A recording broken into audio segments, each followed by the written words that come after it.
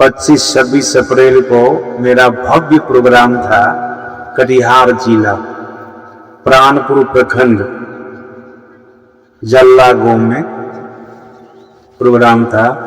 महानंदा के तट पर बहुत बढ़िया प्रोग्राम वहां पर हुआ।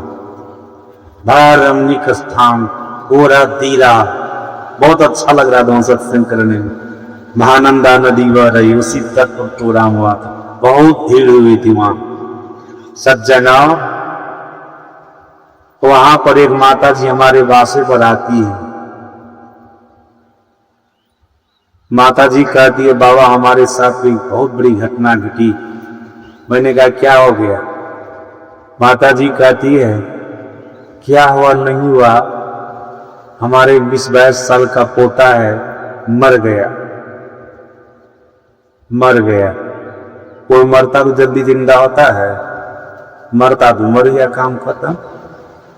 महापुरुष कहने कभी कभी चमत्कार सुनाते हैं, अनहोनी को भी होनी में बदल देते हैं। संत के अंदर वो सामर्थ्य होता है, वो शक्ति होती है। जो चीज समर्पित होता है ना, पहले दिन को काल के मुंह में जाने जल्दी नहीं देते हैं। समय से पहले, समय पूरा होने पर तो सब जाता संसार से, संत भगवत सब जाते हैं। सज्जनों अगर कोई शिष्य समर्पित है, अगर उनकी संतानें काल के मुंह में चली भी गई है न, उनके गुरु सच्चे हैं, सब गुरु हैं, तो उनकी संतान को काल के मुंह से निकाल देते हैं। समझ गए ना? बशर्ते सद्गुरु होना चाहिए, सामर्थ्यवान होना चाहिए। क्या होता है वो माता जी कहती है बाबा हमारा जब पोता मर गया ना, तब गुरु महाराज जी के फोटो के पास गए। घर में फोटो लगा के रखे हैं, रोज पूछते हैं। गुरु महाराज जी को बोले हुजूर सब देवी देवता को छोड़ दिए, केवल आप ही की पूजा करते हैं। 33 करोड़ देवी देवता में से किसी पर हमको भरोसा नहीं, आप पर भरोसा। हमने सबको छोड़ करके आपको पूजने लग गए। आप पूजने लग गए, लोग क्या कहेगा? जवान पोता मर गया। आपका चमत्कार सत्संग में बहुत सुनते रहते हैं। आपकी कृपा से बहुत सारे मरे हुए लोग जिंदा हो गए। एक चमत्कार हमको आप दिखा दीजिए। हम पोता को देखना चाहते हैं, आप हमारे पोता को जिंदा कर दीजिए। आज हम अपनी आंख से देखना चाहते, कान से तो बहुत सुने आपका चमत्कार, आंख से देखना चाहते। गुरुदेव कृपा कीजिए। माता जी क्या कहती है? बाबा हम रो रो करके बोल रहे थे आंख बंद करके, और कुछ देर के बाद क्या होता है, हमारा पोता जिंदा हो गया। वो करके बैठ गया, और संजोग से वो पोता वहां पर जिस रूम में हम थे ना, कुछ बिजली मतलब खराब हो गई थी, तार अगर कुछ गड़बड़ हो गया था, वो ठीक कर रहा था। उसी के बारे में तो यही पोता हमारा बाप, यही पोता है। हमको भी आश्चर्य लगेगा। देखिए सज्जनों ऐसी घटना तो बहुत सारे लोग हमको बताए हैं। याद रखिए जो संत होते हैं, जो सामर्थ्यवान महापुरुष होते हैं, वो अनहोनी बात को भी होनी में बदल देते हैं। इसलिए यहाँ पर कहा कुछ सुन लीजिए, महाराज पक्षीराज गुरु जी को कहते हैं इस संसार में कदाचित अनहोनी बात होनी में बदल जाए, लेकिन जब तक जीव ईश्वर परमात्मा की भक्ति नहीं करेगा, तब तक जीव को शाश्वत और सनातन सुख मिलने वाला नहीं है। आप लोग भी बढ़िया से याद रखिएगा, सिद्ध पुरुष संत लोग आपको एक से एक चमत्कार करके संसार में दिखला देंगे। जो नहीं होने वाली बात है ना, उसको भी करके दिखला देंगे। लेकिन आप लोग याद रखिए, जब तक आप परमात्मा की भक्ति नहीं करेंगे, तब तक आपको शाश्वत और सनातन सुख मिलने वाला नहीं है। आप लोग समझ गए ना शाश्वत और सनातन सुख? जो सुख कभी नहीं छूटता, जिस सुख की प्राप्ति एक बार हो जाती है, वो सुख प्राप्त ही रहती है, कभी जीव से विरह नहीं होता है। सज्जनों इस सुख को शाश्वत और सनातन सुख कहते हैं, और ये सुख तो तब मिलेगा जब आप ईश्वर परमात्मा की भक्ति करेंगे, ईश्वर परमात्मा की भक्ति करेंगे। सज्जन हम लोगों के सदगुरु महाराज जी ने करने की कृपा की है, भक्ति करने वाले भक्त को ईश्वर स्वरूप का ज्ञान होना चाहिए। समझ रहे हैं ना?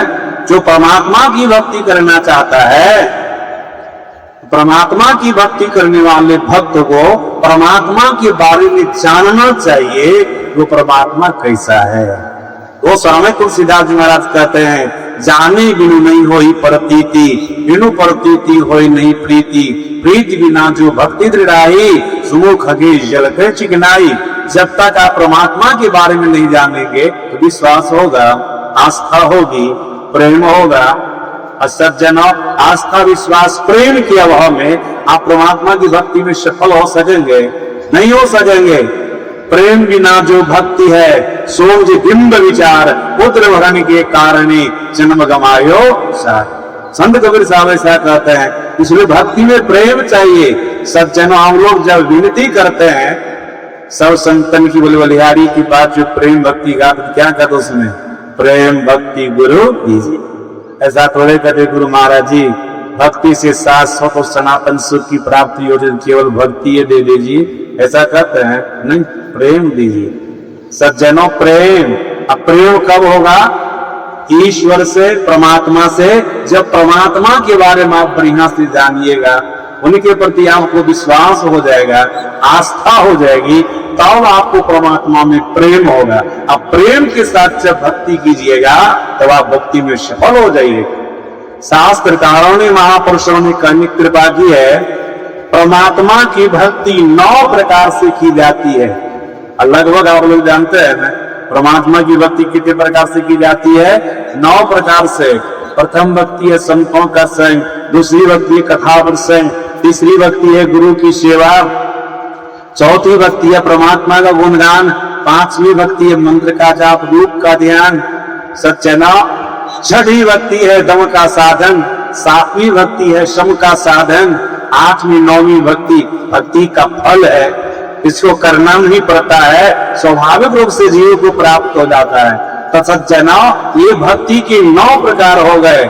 और भगवान श्री कृष्ण ने करने की कृपा की है, भक्त भी 4 प्रकार के होते हैं।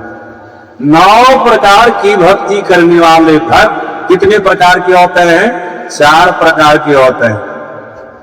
भगवान श्री कृष्ण ने गीता में वर्णन किया है, आरतो जिज्ञासुरर्थार्थी ज्ञानी च व्रतर्षभ। भगवान श्री कृष्ण कहते हैं, चतुर्विधा भजन्ते माम जना सुकृतिनोर्जुना, आर्तो जिज्ञासुरर्थार्थी ज्ञानी च व्रतर्षभ। सज्जना, भगवान श्री कृष्ण कहते 4 प्रकार के भक्त होते हैं। आप लोग समझ गए होंगे, आर्त भक्त, अर्थार्थी भक्त, जिज्ञासु भक्त और ज्ञानी भक्त। ये 4 प्रकार के परमात्मा के भक्त। 9 प्रकार से भक्ति की जाती है। अब भक्त कितने प्रकार के होते हैं? 4 प्रकार के। आर्त भक्त, पढ़े लिखे लोग सब समझते होंगे आर्त भक्त का मतलब क्या होता है। आर्त भक्त का मतलब होता है दुखी भक्त। जब दुख पड़ता है ना, तब भगवान का भजन करता है। देखते ना किसान सब को, जब कोई तकलीफ होती है, देवी देवता गुस्सा आ गए हैं, चलो कीर्तन भजन अर्जाम शुरू करते, करता है नहीं? देवी देवता को मनाने लग जाता है। संकट आता है, विपत्ति आती, समस्या आती है, तो उसको भक्ति भजन सुनने लगता है। कहते ये भगवान की आर्त भक्त है, भक्त ये भी है। चलो, जिस ख्याल से भक्ति करता है, ईश्वर परमात्मा उसके ख्याल को पूरा करते हैं, उनके संकट को टाल देते, उनकी समस्या का समाधान करते हैं। सज्जन, आर्त भक्त के लिए महापुरुषों ने कहा, देखो न द्रौपदी, ये भी भगवान कृष्ण के भक्ति थी। जब जब इनको दुख आता था, तब तब भगवान कृष्ण को पुकारती थी, भगवान आकर के उनके दुख को दूर करते थे। सब लोग जानते हैं ना, प्रसंग सुनाने में तो बहुत समय लगेगा ना, आकर के दुख को निवारण कर देते थे। सज्जना, गजराज को भी आर्त भक्त माना गया है।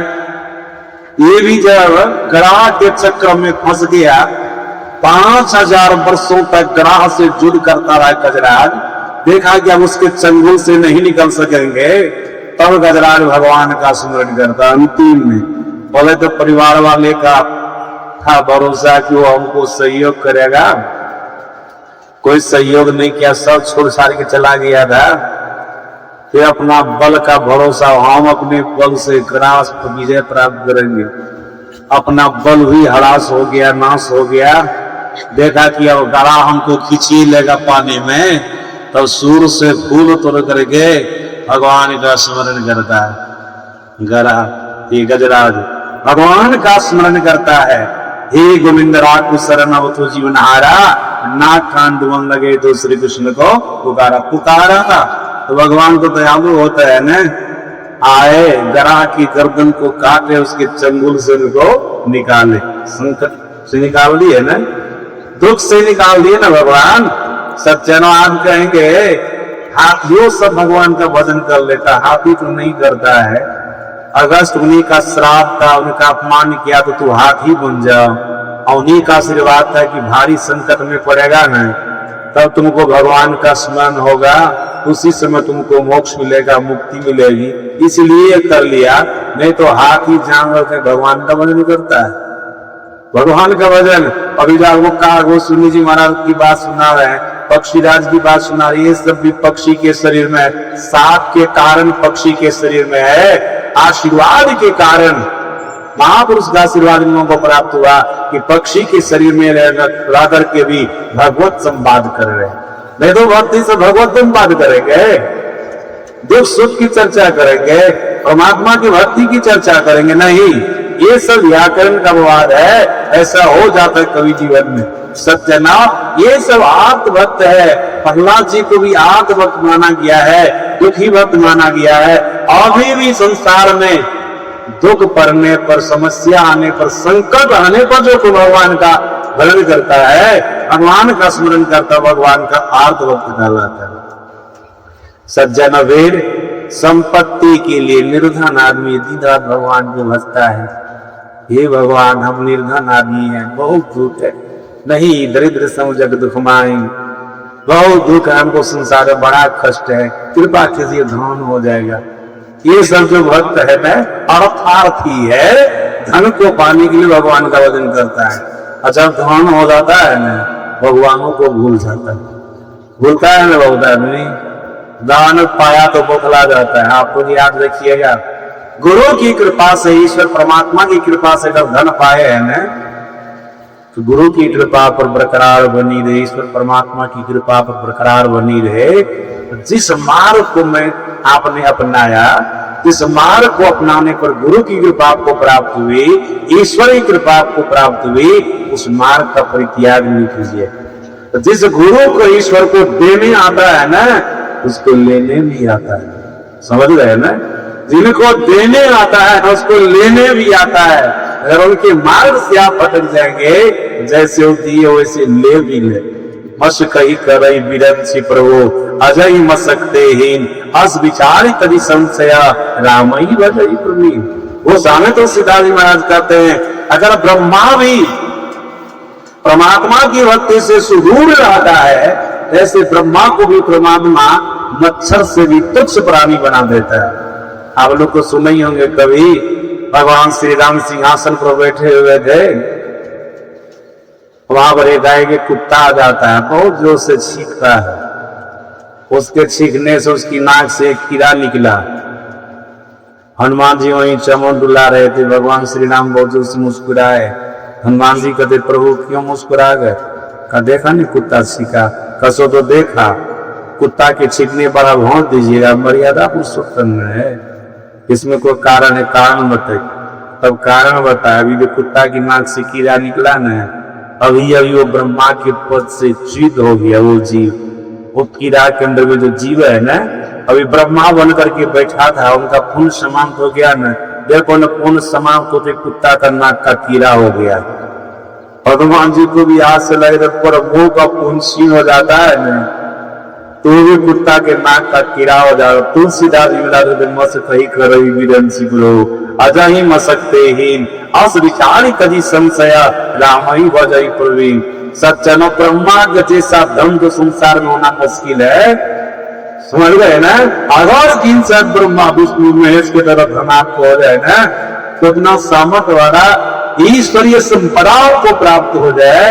लेकिन आप परमात्मा की भक्ति से सुरूर रहे, उस संपदा को ईश्वर छीन लेंगे। उस धन को, उस संपत्ति को ईश्वर छीन लेंगे। इसलिए ईश्वर के मार्ग को, गुरु के मार्ग को कभी छोड़िएगा नहीं। उनकी कृपा, ईश्वर गुरु की कृपा आपको प्राप्त होती रहेगी, आप और आगे बढ़ते रहेंगे। जितना सुख साधना आप देखते हैं ना, उसे कई गुना ज्यादा आपको अपने जीवन में आ जाएगा। लेकिन खाली धन पाकर के पौड़ाइए नहीं, संपत्ति को पाकर के अहंकारी मत बन जाइए। देखिए आपके जीवन में क्या परिवर्तन होता है। यहां तक आए तो और आप आगे बढ़ते रह गए, और आप आगे बढ़ते रह जाएंगे। सचुनिए सब ज्ञान तो यही पर मिलेगा, तो नाम सावधानी बरतिएगा। अगर कभी आपके अंदर में अहंकार आने में लगेगा, बाबा बोले थे थोड़ा सा हमको हिसाबे से रहना, नहीं तो गड़बड़ी हो गया। जब ब्रह्मा को तय करना तक कीड़ा हो सकता है, तो हम क्या है, हम भी तो चुकरानी है, हम भी तो कुछ बन सकते हैं। इसलिए थोड़ा सावधान रहना है। सत्संग तो जीव को सावधान करता है। पार्थी भक्त जो धन की इच्छा से परमात्मा को बजता, जैसे ध्रुव जी धन के ख्याल से परमात्मा को बजाता धनविदा, पिताजी की गति मिली, 36,000 वर्षों तक पिताजी के राजकाज को संभाल किया है, उनका संचालन किया है। सच्चैना यहाँ सुदामा जी है, ये भी अर्थार्थी भक्त के ही अंतर्गत आता है। कृष्ण के पास कहते धन्य के ख्याल से, बड़े इसका अपना मन नहीं था कि पत्नी भेजी के बड़ा कठिन से गए थे, लेकिन धन्य के ख्याल से नहीं गए थे। भगवान धन दिए कि नहीं, द्वारकापुरी की तरह सुदामापुरी का निर्माण कर बना दिए ना। इनको कंगा नहीं दिए, इनको दलदल रहने दिए, अपने समान कृष्ण को बना। क्या कहते हैं कृष्ण, सुदामा हमारा मित्र है, वो कंगाल रहेगा, हम धनवान बन करके रहेंगे, राजा बन करके नहीं, बराबर में रहेंगे। क्या है सच्चा मित्र? भगवान है ये। सज्जना अपने मित्र को धनवान बना दिया, धनाढ्य बना दिया। ऐसे बहुत सारे अर्थार्थी भक्त का वर्णन है धर्म ग्रंथ में। सज्जना अर्थ के लिए, धन संपत्ति के लिए परमात्मा का स्मरण करता, परमात्मा का वजन, ये परमात्मा का अर्थार्थी भक्त कहलाता है। फिर परमात्मा का तीसरा भक्त है जिज्ञासु भक्त। सज्जनों, जिज्ञासु भक्त किसको कहते हैं? याद रखिएगा, जो परमात्मा के बारे में जानना चाहता है, जीव के बारे में जानना चाहता है, माया के बारे में जानना चाहता है, ये परमात्मा की जिज्ञासु भक्त कहलाते हैं। सज्जनों, लक्ष्मण जी परमात्मा की जिज्ञासु भक्त हैं। भगवान श्री राम से पूछे थे, प्रभु पंचवाटिका में जब जंगल में थे, पंचवाटिका में कुटी बना करके ठहरे हुए थे, वहां पर कई प्रश्न किए थे। एक प्रश्न ये भी था, माया क्या है, जीव क्या है, ईश्वर क्या है? भगवान श्री राम ने समझाया, माया ईश्वर आप कौन जान के ये सो जीव, बंद मोक्ष प्रद सर्व पर माया प्रेरक शिव। ईश्वर के बारे में पूछा, कई प्रश्न किया था ना, वहां पर समझाए थे लक्ष्मण जी को। जो जी अपना ज्ञान नहीं रखता, माया का ज्ञान नहीं रखता, ईश्वर का ज्ञान है, वो जीव है। जीव को अपना ज्ञान नहीं है, माया का ज्ञान नहीं है, ईश्वर का ज्ञान नहीं, वो क्या है? जीव है। अजीव को बंधन देने वाला, मुक्ति देने वाला ईश्वर है। जीव का ज्ञान, माया का ज्ञान, ईश्वर का ज्ञान जो पाना चाहता है और ईश्वर परमात्मा से प्रार्थना करता है, उनकी भक्ति करता है, हे ईश्वर, हे परमात्मा, आप हमारे पास में ऐसे दिव्य पुरुष को ला दीजिए, ऐसे समझदार पुरुष को ला दीजिए, ऐसे धार्मिक व्यक्ति को ला दीजिए जो आपके बारे में, हे ईश्वर, आपके बारे में, आपकी अर्धांगिनी माया के बारे में, आपके अंश जीव के बारे में हमको बढ़िया से बता दे। प्रार्थना करते हैं, सज्जनों को बता भी देते हैं, ऐसे महापुरुष मिला देते हैं। हम लोग भी किसी न किसी जन्म में ईश्वर परमात्मा से प्रार्थना किए होंगे, इस सदगुरु महाराज जैसे संत से मिला दिए है ना, सच्चे सदगुरु से मिला दिए, सज्जनों सच्चे संत से मिला दिए। हम लोगों की बहुत सारी जिज्ञासा का समाधान गुरु महाराज जी ने किया। याद रखिएगा, इनके प्रवचन को भी आप पढ़िएगा ना, बढ़िया से पढ़िएगा। सदगुरु महाराज के प्रवचन ये ज्ञान का खजाना है, पढ़ते रहिएगा ना। आपके मन में कोई संशय है, कोई समस्या है, उस समस्या का निवारण हो जाएगा, उस समस्या का निवारण हो जाएगा। इनके प्रवचन में ताकत है, सामर्थ्य है महात्मा गांधी कहते थे जब हम चिंतित हो जाते हैं, जब हम किसी समस्या से घिर जाते हैं ना, अपनी आत्मकथा में लिखे हैं, और जब मैं गीता जी का अध्ययन करता हूं तो समस्या का निदान हमको मिल जाता है। क्या है कर्म? उसी प्रकार से आप गुरु भक्त हैं, गुरु महाराज जी के प्रवचन को पढ़िएगा, भले और किसी के प्रवचन से आपकी समस्या का समाधान हो न हो, उसका निदान हो न हो, ये सदगुरु महाराज जी के प्रवचन को आप पढ़िएगा तो आपकी समस्या का समाधान हो जाएगा। धीरे धीरे आपके अंदर में जो संशय है, कोई समस्या है, उसका निदान हो जाएगा। सज्जन, ऐसा गुरु महाराज जी का प्रवचन है, हम लोगों को ऐसे सतगुरु महाराज जी मिले हैं, हम लोग भी परमात्मा से प्रार्थना करते हुए ऐसे महापुरुष से मिला दीजिए, खास करके संत मत के सत्संग से जोड़ दीजिए। तमना हम लोग गुरु महाराज से जुड़े हैं, संत मत के सत्संग से जुड़े से थोड़े जुड़े हैं, हम लोग भी जन्म जन्म से प्रार्थना करते आए। जिज्ञासु है सज्जन, नचिकेता जिज्ञासु भक्त की गिनती में आता है, हनुमान जी जिज्ञासु भक्त की गिनती में आता है, बहुत सारे महापुरुष का नाम आता है जिज्ञासु भक्त। ये पक्षीराज गरुड़ जी, ये भी तो जिज्ञासु भक्त है, ये भी तो जिज्ञासा कर रहे हैं ईश्वर क्या है, माया क्या है, जीव क्या है, भक्ति बहुत सारी जिज्ञासा इनकी है। तो सज्जन, ये जिज्ञासु भक्त परमात्मा से प्रार्थना करते से महापुरुष से मिला दीजिए जो हमारी जिज्ञासा का समाधान, जिज्ञासा के समाधान के लिए परमात्मा की भक्ति करते हैं तो परमात्मा ऐसे महापुरुष से मिला देते हैं, उनकी जिज्ञासा का समाधान हो जाता है, समाधान हो जाता है। सच्चाई ना, ये 3 प्रकार के भक्त इधर हो गए, अर्थार्थी, जिज्ञासु। आप लोग याद रखिएगा,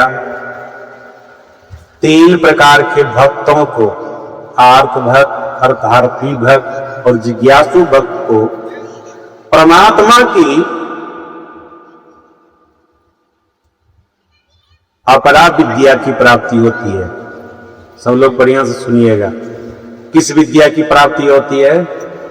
अपरा विद्या की प्राप्ति, अपरा ज्ञान, अपरा विद्या, विद्या मतलब ज्ञान, अपरा विद्या की प्राप्ति होती है, ज्ञान की प्राप्ति होती है।